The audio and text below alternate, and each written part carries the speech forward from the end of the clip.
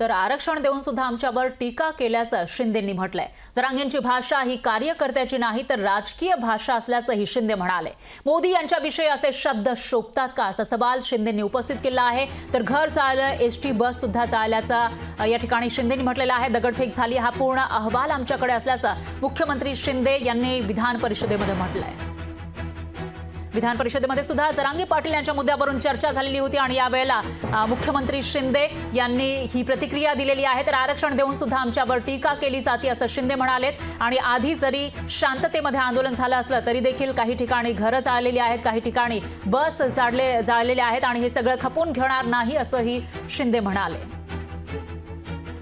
आज ज्या वेळेस मनोज जरांगे पाटील यांच्याशी आम्हाला काही त्यांचं देणं घेणं नाही, परंतु ज्या पद्धतीने सरकारने केलेलं काम मराठा समाजासाठी ते ऍक्सेप्ट करायच्या ऐवजी सरकारवर टीका करणं, त्याचबरोबर मला देखील मुख्यमंत्री म्हणून मला देखील माझी पण सगळे काय काढायची ती काढली, उपमुख्यमंत्री सगळे मंत्री, अरे असं कधी होतं काय, असं कधी चालतं काय?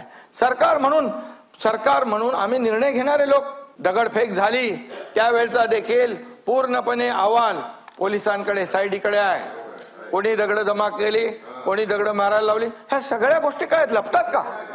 आतापर्यंत बिलकुल सरकार पूर्णपणे एक सहानुभूती, एक मराठा संयम ठेवला होता।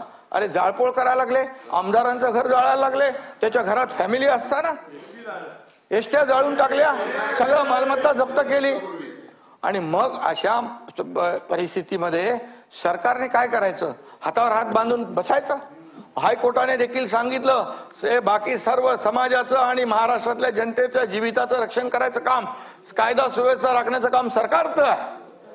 आणि म्हणून सरकार कुठल्याही परिस्थितीमध्ये हातावर हात धरून बसू शकत नाही आणि सरकार कुठल्याही परिस्थितीमध्ये कोणावर अन्याय देखील करू शकत नाही। अशा प्रकारे याच्यावर कोणी आपले प्रवीण दरेकर बोलले असतील, आणखी कोणी बोलले असतील, आपणही बोलला असाल, याच्यामध्ये काही लोकांनी हे मीडियावर सोशल मीडियावर चर्चा केली, जे मनोज जरांगे पाटील सोबत काम करणारे होते, त्याच्यामुळे ही सगळी चर्चा झाली। आणि मग चर्चा झाल्यानंतर रात्री कोण गेलं, सकाळी कोण गेलं, नेहमी कोण तिकडे जातो, ह्या सगळ्या गोष्टी लपत नाहीत। ह्या कुठल्याही गोष्टी लपत नाहीत। लोकशाही मराठी ऐका, पहा, जागरूक रहा।